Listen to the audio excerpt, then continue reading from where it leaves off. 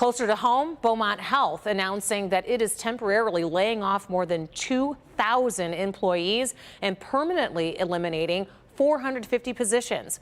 Rob Maloney joins us now live with what we're learning and the reason why these cuts are so massive, Rod. Well, Rhonda, the reason why is the virus, and it seems counterintuitive that this could happen when you've got so many people in the hospital. But what has transpired here is that the regular business of running a hospital has changed dramatically, where there's a lot of attention to COVID, but not much else. And so they've had to give up elective surgeries and the kinds of things that bring cash into a hospital. It is a business after all. So let's take a look at the numbers here. You did talk a little bit about it. 2,475 temporary layoffs for people, and the hope is, at least the hospital is saying, that they can mostly be clerical and non-essential employees. Another 450 permanent employees coming largely out of the clerical ranks.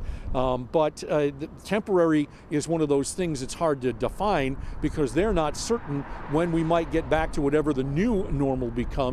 The discussion is it could be perhaps as late as the fall, but we'll have to wait and see on that one. In the meantime, the CEO is taking a pay cut of 75%. He makes roughly $2 million a year, and then executive pay cuts of about 45%. And they're saying essentially that they're hemorrhaging cash. Here is the CEO, John Fox.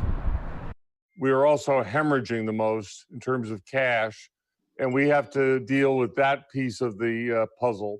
We have a lot of our clinical teams where they do not have volumes right now because of surgeries essentially being all canceled or other services, and that we can't sustain it by keeping this large group on the payroll the way we have been up to this point. So we have to make some tough decisions.